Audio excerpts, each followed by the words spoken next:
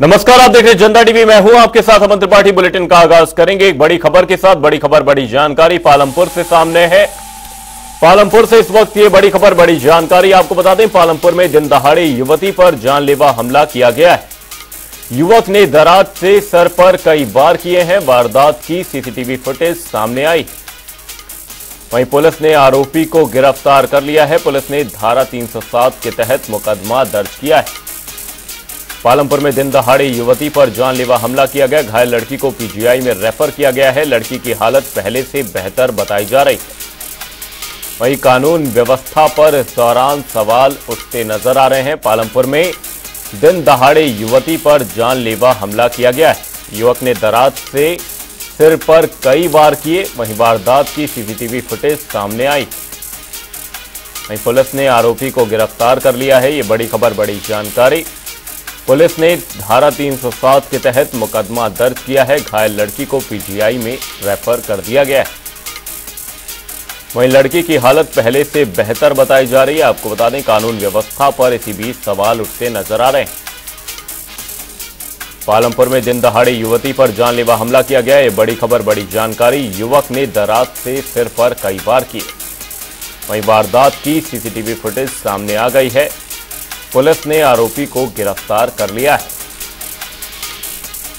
वहीं पुलिस ने धारा 307 के तहत मुकदमा दर्ज किया है। घायल लड़की को पीजीआई में रेफर कर दिया गया है। वहीं लड़की की हालत पहले से बेहतर बताई जा रही। वहीं इसी बीच कानून व्यवस्था पर सवाल उठते नजर आ रहे हैं। पालमपुर में दिन दहाड़े युवती पर जानलेवा हमला किया गया। इसी खबर पर हमारे सहयोगी सौरभ अटवाल तमाम जानकारी के साथ हमारे साथ जुड़े हुए हैं। सौरभ, आपसे जानना चाहेंगे, पालमपुर में दिन दहाड़े युवती पर जानलेवा हमला किया गया, क्या कुछ है पूरी जानकारी?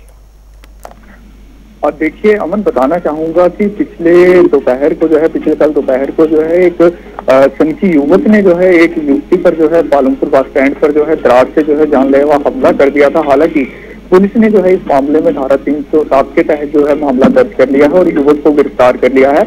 वहीं युवती को फिलहाल के उपचार के लिए जो है पालमपुर अस्पताल ले जाया गया था, जहां से उसे टांडा रेफर कर दिया गया। लेकिन लड़की की नाजुक हालत को देखते हुए उसे पीजीआई रेफर कर दिया गया है। वहीं अभी मौजूदा जानकारी के मुताबिक जो है लड़की की हालत जो है अभी स्थिर बताई जा रही है। इसी के साथ युवक को जो है आज कहीं ना कहीं जो है मेडिकल करवा के जो है कोर्ट में पेश किया जाएगा। जी अमन।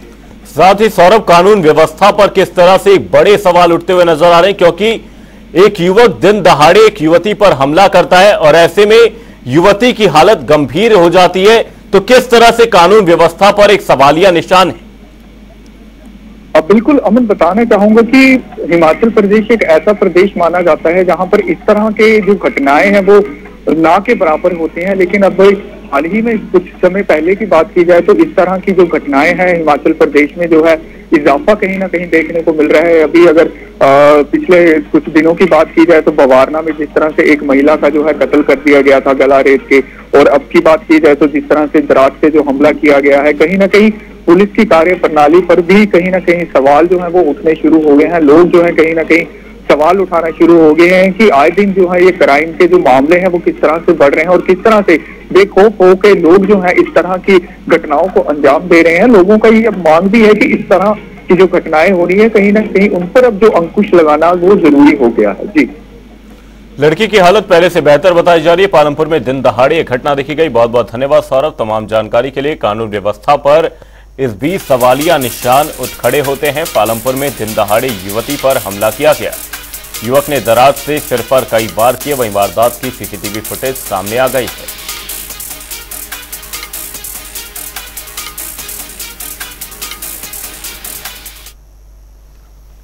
हमीरपुर यूथ कांग्रेस क्लब की ओर से कथित तौर पर कंगना रनौत के खिलाफ डाली गई अभद्र पोस्ट पर नेता प्रतिपक्ष जयराम ठाकुर ने अपनी प्रतिक्रिया दी है और कांग्रेस पार्टी पर जमकर वार किया। जयराम ठाकुर ने कहा कि चुनावी दौर में भी हिमाचल प्रदेश के कांग्रेसी नेताओं के पास प्रचार प्रसार के लिए कोई मुद्दा नहीं है। आए दिन बीजेपी की प्रत्याशी कंगना रनौत पर अभद्र टिप्पणियां कर रहे हैं। हमीरपुर यूथ कांग्रेस के किसी पदाधिकारी की ओर से कंगना के खिलाफ टिप्पणी व अभद्र फोटो अपलोड किया गया है, जिसकी शिकायत बीजेपी ने चुनाव आयोग को सौंप दी है। जयराम ठाकुर ने कहा कि महिलाओं के खिलाफ अभद्र टिप्पणी करने से कांग्रेसी नेता बाज नहीं आ रहे। हिमाचल प्रदेश में ज्यों-ज्यों चुनाव का दौर आगे बढ़ रहा है, कांग्रेस पार्टी बहुत नीचे के स्तर पर कैंपेन को लेकर के ऐसी बातें करने की कोशिश कर रही हैं, ऐसा लगता है कि उनके पास मुद्दा ही नहीं है। बातें तो कह रहे हैं कि हिमाचल प्रदेश में 15 महीने में सुक्खू जी की सरकार ने बहुत काम किया, विकास किया, लेकिन मुद्दों पर बात नहीं करके ऐसी बातें कर रहे हैं जो आज विशेष तौर से कांग्रेस के एक पदाधिकारी ने हमीरपुर से सोशल मीडिया में, जो भारतीय जनता पार्टी के मंडी की हमारी प्रत्याशी है कंगना जी, उनके ऊपर जिस प्रकार से टिप्पणी करते हुए उनके फोटो डाले हैं। हमने इलेक्शन कमीशन के साथ भी वो मामला उठाया है, कंप्लेंट की है, शिकायत की है, लेकिन बार बार शिकायत करने के बावजूद भी कांग्रेस के नेता महिलाओं का अपमान करने से रुक नहीं रहे। पहले उनकी एक अभिनेत्री ने मंडी के बारे में टिप्पणी की और मंडी के साथ कंगना रनावत पर उन्होंने टिप्पणी की, जो भारतीय जनता पार्टी की यहाँ से प्रत्याशी है। और अब कांग्रेस के नेता खुलेआम जो हिमाचल प्रदेश में जो दायित्व पर है। बीजेपी की मंडी लोकसभा सीट से प्रत्याशी कंगना रनौत ने उन्हें बाहरी बताए जाने पर प्रतिक्रिया दी। उन्होंने कहा कि वो हिमाचल की बेटी हैं, उन्हें कांग्रेस से प्रमाण पत्र नहीं चाहिए। नाचन विधानसभा क्षेत्र के चेल चौक में रोड शो के बाद पन्ना प्रमुख सम्मेलन में भाग लेते हुए कंगना ने कहा कि ये चुनाव धर्म और अधर्म के बीच हो रहा है, जिसमें बीजेपी धर्म और कांग्रेस अधर्म यानी भ्रष्टाचारियों के साथ खड़ी है। ये साफ नजर आ रहा है कि कौन अधर्म और कलयुगी सरकार है और कहां किसका राम राज्य है, ये साफ समझ आ रहा है। और आप जो है, हम सब जो है, हम राम की सेना है, हम राम राज्य में राम की सेना है। जिस तरह से मोदी जी राम के काम में लगे हैं, हम भी उनके साथ में राम के काम में लगे हैं। इसलिए हमें ये नहीं भूलना है कि एक तरफ तो भारत की सनातनी संस्कृति का गौरव है और दूसरी तरफ ये भ्रष्टाचारी कलयुगी सरकार है। जैसे पूरे देश ने इनको रिजेक्ट कर दिया है, हिमाचल में भी हमें इनको पूरी तरह से हमें इनका सफाया कर देना है। हम अपनी बहन बेटियों का अपमान नहीं सहेंगे, हम भ्रष्टाचार नहीं सहेंगे, हम सेना का अपमान नहीं सहेंगे। पहले कहते थे जब हम सत्ता में थे, विपक्ष में, तो बोलते थे आप हमें सुझाव दीजिए, हम सरकार के खिलाफ इन मुद्दों को उठाएंगे, इन मुद्दों को उठाएंगे। हमने कहा ठीक है भाई। और उसके बाद जब सरकार बनी, मंत्री बने, आप हमको सुझाव दीजिए, ये सुझाव दिया, लोगों ने सुझाव से भर दिया। कहा कि मुख्यमंत्री से बात करो, बेरोजगारी को खत्म करने की बातें कही थी, इसके बारे में बात करो, रिजल्ट नहीं निकल रहे हैं उसके बारे में बात करो। और आखिरकार दुखी होकर के उन्हें सोशल मीडिया में लाल रंग के इसके साथ डाल दिया कि मैं डाकिया नहीं। आप ही कह रहे थे कि सुझाव दीजिए, आप ही कह रहे थे कि हमें सुझाव दीजिए, आप हम उन बातों को लेकर के मुख्यमंत्री के पास पहुंचेंगे। तो कंगना जी ने ठीक बात कही। तो आपने डाकियों का अपमान किया ही किया और उसके साथ साथ में और लोगों की भावनाओं को भी आपने जो है उनका भी अपमान किया। अब मैं डाकिया बन करके लोगों की बात को प्रधानमंत्री तक और सरकार तक पहुंचाने का काम करूंगी, मैं डाकिया बनूंगी। उन्होंने इस बात को कहा, मैं उनको बधाई देता हूं कि बहुत अच्छी बात है। बीजेपी प्रत्याशी कंगना रनौत नाचन विधानसभा पहुंची। पूर्व मुख्यमंत्री और नेता प्रतिपक्ष जयराम ठाकुर भी इस दौरान खास तौर से मौजूद रहे, लेकिन रोड शो के दौरान बीजेपी प्रत्याशी कंगना के साथ पैदल चलते हुए जहां जयराम ठाकुर फिसलकर गिर पड़े, वहीं स्थानीय विधायक विनोद कुमार कंगना के साथ चलने के लिए सुरक्षा घेरे के बीच जद्दोजहद करते नजर आए।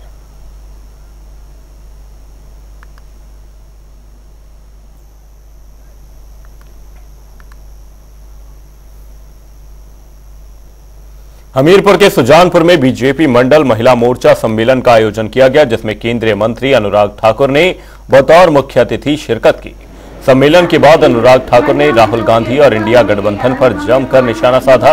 उन्होंने कहा कि कांग्रेस पार्टी दिन में ही मुंगेरी लाल के हसीन सपने देख रही है। 2014 और 2019 में भी जीत का दावा करती थी, लेकिन जनता ने फिर भी बीजेपी को ही अपना वोट देकर जिताया था।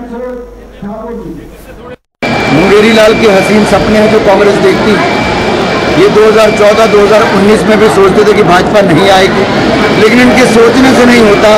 ये मोदी जी का काम और नाम बोलता है और जनता का आशीर्वाद जो नरेंद्र मोदी जी को पूर्ण बहुमत की सरकार एक बार फिर दिलाएगा और अब की बार 400 पार कर। सर राहुल गांधी लोग करेंगे अगली खबर की ओर। बीजेपी के पूर्व प्रदेश अध्यक्ष और सांसद सुरेश कश्यप जुब्बल दौरे पर रहे, जहां उन्होंने 8 अलग अलग कार्यक्रमों में हिस्सा लिया। सुरेश कश्यप ने इन बैठकों को संबोधित करते हुए कांग्रेस सरकार पर हमला बोला। उन्होंने कहा कि हिमाचल के युवाओं के साथ बहुत बड़ा धोखा किया गया है। साथ ही कांग्रेस के वादे को दोहराते हुए बोले कि पहली कैबिनेट में 1 लाख नौकरियां देने का वादा किया गया था, लेकिन 1 लाख तो क्या, एक भी नौकरी नहीं दी गई। ये अपने आप में बहुत बड़ी विडंबना है। आज आपसे ज्यादा चर्चा नहीं कर पाऊंगा, पर जल्दी विषय किसी की हिम्मत नहीं है कि हमारे देश की राह उठाकर देख सके। इतना मजबूत हमारा देश हुआ है और देश में भी इसी प्रकार से। जम्मू कश्मीर क्या, आप किसी भी हिस्से की बात कर ले, उत्तर प्रदेश में क्या स्थिति थी, किस प्रकार के हिंदू मुसलमान के झगड़े होते थे, हिंदू मुस्लिम झगड़े होते थे, बम विस्फोट होते थे, डकैतियां बढ़ती थी, गुंडा राज था। आज जब से बुलडोजर बाबा यूपी में आए हैं, पूरे जितने जो भी इस प्रकार के गुंडागर्दी करने वाले लोग थे, आज वो क्या बोलते हैं, आजकल बचा लो नहीं बोलते, वो बोलते हैं कि हमको जेल में डाल दो। हिमाचल हाईकोर्ट में कांग्रेस के राज्यसभा चुनाव में प्रत्याशी रहे अभिषेक मनु सिंघवी की याचिका पर सुनवाई हुई। पक्ष की दलीलें सुनने के बाद कोर्ट ने राज्यसभा चुनाव में जीते बीजेपी सांसद हर्ष महाजन को नोटिस भी जारी कर दिया है। एडवोकेट नीरज गुप्ता ने बताया कि अब इस मामले में अगली सुनवाई 23 मई को होगी। बता दें कि मामला लॉटरी सिस्टम से जुड़ा है। सिंघवी ने मुकाबला बराबरी पर छूटने के बावजूद पर्ची से विजेता घोषित करने के नियम को गलत बताया है। कोर्ट ने हमारी प्रिलिमिनरी सबमिशन सुन के सेटिस्फैक्शन रिकॉर्ड करते हुए नोटिस इशू कर दिया है रिस्पोंडेंट को। अब उनकी तामील होगी, वो आएंगे, क्या कहते हैं, उसके बाद की प्रोसेस अब आगे चलेगा। किसे notice issue? The elected candidate Shri Harsh Mahajan ji को, ही इज द रिस्पोंडेंट, उनको नोटिस जारी हो गया। 23 मई की अगली तारीख रखी है। बीजेपी विधायक सतपाल सत्ती ने कांग्रेस पर हमला बोला। उन्होंने कहा कि कांग्रेस के पास ना तो नीयत है और ना ही नीति। इसी तरह कांग्रेस के पास लोकसभा चुनाव लड़ने के लिए लोग कन्नी काट रहे हैं। इसके अलावा विक्रमादित्य के बयान का भी जिक्र करते हुए सतपाल सत्ती ने कहा कि कांग्रेस पार्टी अपने कार्यकर्ताओं की कदर नहीं करती।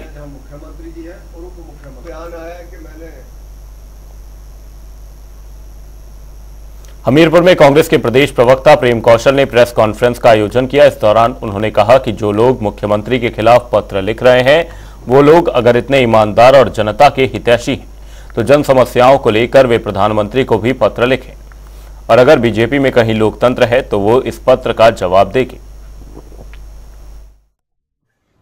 जिन्होंने कांग्रेस पार्टी की पीठ में छुरा घोंपा है, वो लोग आज गारंटियों की बात कर रहे हैं। मैं ये कहना चाहता हूं कि कांग्रेस के टिकट पर जिन लोगों ने चुनाव लड़ा, चुनाव जीता, और भारतीय जनता पार्टी की नीतियों का लगातार जब प्रदेश में जयराम की सरकार थी विरोध किया, चाहे वो नौकरियों में धांधली करने की बात थी, पुलिस भर्तियों में धांधली की बात थी, जितने भी कर्मचारी विरोधी फैसले थे, उन फैसलों के खिलाफ डट कर ये तमाम नेता जो थे भारतीय जनता पार्टी के ऊपर आक्रमण करते रहे। शिमला संसदीय सीट पर कौन विजय हासिल करेगा, इसको लेकर कांग्रेस और बीजेपी दोनों ही दावेदारी कर रही हैं और दोनों पार्टियों का कहना है कि उनकी पार्टी ही विजयी रहेगी। कांग्रेस प्रवक्ता कुशल जेठी भी ऐसा ही दावा करते नजर आए। उन्होंने कहा कि सुरेश कश्यप ने विकास के नाम पर कुछ भी नहीं किया और अपने क्षेत्र की पूरी तरह से अनदेखी की, इसलिए अब उनका दोबारा जीतना संभव नहीं है। सुरेश कश्यप पिछले 5 साल मौका दिया लोगों ने, 5 साल वो मेंबर पार्लियामेंट रहे हैं शिमला पार्लियामेंट के अंदर, लेकिन वो कहीं गए नहीं। उन्होंने कहीं लोगों के दुख सुख में खड़े नहीं हुए, कहीं त्रासदी में नहीं खड़े हुए। उन्होंने सांसद निधि जो मिलती है वो कहाँ खर्च करी है, इस चीज का हिसाब जब वो मांग रहे हैं, उनको भारतीय जनता पार्टी के कार्यकर्ता नहीं पहचान रहे, क्योंकि जब गए नहीं लोगों के बीच में, अपने कार्यकर्ताओं के बीच में नहीं किए, लोग उनको पहचान नहीं रहे। इसके मुझे लगता है कि जनता ने अपना मन बना लिया कि वो विनोद सुल्तानपुरी को भारी मतों से शिमला पार्लियामेंट सीट से मेंबर ऑफ पार्लियामेंट बनाएंगे। एक एनर्जेटिक लड़का हिमाचल प्रदेश ने दिया यार, हिमाचल प्रदेश कांग्रेस ने दिया, शिमला पार्लियामेंट कैंडिडेट, नौजवान पढ़ा लिखा है लड़का और बड़ा नम्र व्यक्ति है, हर एक का आदर वो व्यक्ति करता है और हर एक के दुख सुख में खड़ा होता है, और मुझे लगता है कि भारी मतों से वो शिमला पार्लियामेंट से विजय हासिल करेगा। लोकसभा चुनाव को लेकर बीजेपी और कांग्रेस ने कमर कस ली है। ऐसे में जनता टीवी की टीम ने ग्राउंड जीरो पर जाकर फर्स्ट टाइम वोटर जैसे तमाम युवाओं के मन को टटोला और जाना कि आखिर देश का युवा कैसा प्रधानमंत्री चुनना चाहता है। आप भी देखिए क्या बोले युवा। वैसे काम तो अच्छा रहा है, पर मेरे लिए जो हमारी सरकार है वो मतलब कि पॉल्यूशन होता है, पॉल्यूशन पे कभी ध्यान नहीं देता। जैसे डेवलप कंट्रीज है वो पॉल्यूशन पे ऐसी सब्सिडीज निकालती है, और करप्शन पे हमारी सरकार काम पे नहीं करती है। तो जैसे दिल्ली को देख लिए, कितना पॉल्यूशन है वहां पे, कभी इसके ऊपर काम नहीं करेगी। पिछले 9 साल में कुछ काम अच्छे हुए हैं, जैसे जम्मू कश्मीर में धारा 370 हटी, जिससे अच्छा काम भी हुआ है। लेकिन कुछ काम ऐसे हुए हैं कि जैसे बेरोजगारी के लिए सरकार ने कुछ खास नहीं किया। जैसे इन्होंने कहा भी था, इनका नारा भी था कि हर साल में 2 करोड़ ये रोजगार देंगे, वो भी नहीं करा। आप किसानों का मुद्दा देख सकते हैं, फॉरेन पॉलिसी अच्छी हुई है, उसके लिए मैं उनका समर्थन करता हूँ। महिलाएं उतनी सुरक्षा तो ठीक ही है, पर जैसे मेन बात तो एम्प्लॉयमेंट की है और एनवायरमेंट की है।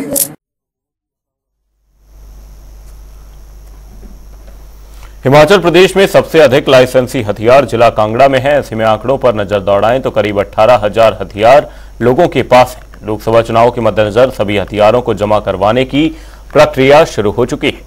जिला कांगड़ा में 4,000 हथियार जमा हो चुके हैं। साथ ही जिला पुलिस ने चुनावों के मद्देनजर हथियार जमा करवाने के लिए 10 अप्रैल तक की समयावधि तय की है। चुनावों के दौरान हथियार जमा करवाना आदर्श आचार संहिता के मद्देनजर अनिवार्य है। इस संबंध में जिला प्रशासन की ओर से आदेश भी जारी किए गए हैं और उल्लंघन करने पर आईपीसी की धारा 188 के तहत एफआईआर दर्ज होती है। देखिए, हमारे ज़िला में लगभग 18,000 वेपन्स जो हैं उनके लाइसेंस रजिस्टर्ड हैं डीसी ऑफिस के साथ, और ये प्रदेश में सबसे हाईएस्ट नंबर है किसी भी ज़िले के लिए। उसको जब हमने स्टडी किया तो लगभग 1000 ऐसे वेपन्स हमें मिले जिनकी एंट्रीज तो यहाँ पे है, लेकिन जो लोग हैं वो अन्य डिस्ट्रिक्ट से, अन्य स्टेट्स के, उनके लाइसेंसेस यहाँ बने थे, लेकिन अब वो यहाँ से प्रस्थान कर गए हैं। और कुछ एंट्रीज में डुप्लीकेशन या कुछ ऑलरेडी जो हैं डिपॉजिटेड वेपन्स भी हमने इसमें छाने हैं। तो अभी लगभग जो हमारा बैलेंस बचता है वो लगभग 16,500 वेपन्स जो हमें जमा करने ज़िला भर में, उसमें से लगभग 12,000 वेपन्स आज सुबह तक हो चुके हैं और ये लगातार एक प्रक्रिया जारी है। कुछ लोगों को हमने नोटिस भी इशू किए हैं क्योंकि वो बार बार पुलिस के कहने से वो वेपन्स अपने डिपॉजिट नहीं करवा रहे। कुछ लोगों ने हमसे रिक्वेस्ट की है कि वो भी एरिया में नहीं है, बाहर हैं, कहीं विजिट कर रहे हैं, हफ्ते भर में वापस आएंगे तो जमा करेंगे। तो हिमाचल प्रदेश के बिलासपुर स्थित शक्तिपीठ श्री नैना देवी में चैत्र नवरात्र के उपलक्ष्य पर देश भर से लाखों की संख्या में श्रद्धालुओं ने मां नैना देवी के दरबार में शीश नवाया है, जिसमें 9 अप्रैल से 17 अप्रैल तक चले चैत्र नवरात्रों के दौरान पंजाब, हरियाणा और दिल्ली सहित देश भर से 3,50,000 श्रद्धालुओं ने माता रानी के दरबार में माथा टेक कर अपने परिवार की सुख समृद्धि की कामना की है। साथ ही इसमें मां के दर्शन में 1.5 करोड़ के करीब चढ़ावा चढ़ा, जबकि लगभग 13 किलो चांदी और 85 ग्राम के करीब सोना श्रद्धालुओं ने माता के चरणों में अर्पित किया। इसके अलावा काफी संख्या में विदेशी मुद्रा भी श्रद्धालुओं ने माता के चरणों में चढ़ाई है। सभी को बड़े हर्ष के साथ सूचित किया जाता है कि माता श्री नैना देवी के दरबार में चैत्र नवरात्रे 2024 जो है बड़े ही सुख शांति और खुशीपूर्ण माहौल में जो है वो संपूर्ण हुए हैं।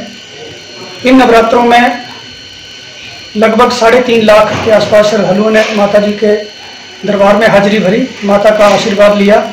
मंदिर न्यास को लगभग 1.5 करोड़ के 1.25 करोड़ के आसपास जो है वो चढ़ावा प्राप्त हुआ। इसके साथ ही 80 से 90 ग्राम के आसपास सोना माता के दरबार में चढ़ा और कोई 8 किलो के आसपास जो है वो चांदी माता के दरबार में श्रद्धालुओं द्वारा चढ़ाई गई। जय माता दी। हम चंडीगढ़ से राम दरबार से आए हैं जी, और हमने माता रानी से मनोकामना मांगी थी हमारे संजू भाई के सहयोग से कि हे माता रानी, मेरे मोहल्ले का और मेरे एरिया राम दरबार के जो बच्चे नशों में लगे हुए हैं, हम आपसे प्रार्थना करेंगे जल्दी जल्दी हमारा नशा मुक्त राम दरबार हो और धर्मयुक्त राम। बुलेटिन में फिलहाल के लिए सिर्फ इतना ही। जय गणेश। जनता टीवी पर खबरों का सिलसिला रहेगा जारी। तब तक के लिए नमस्कार।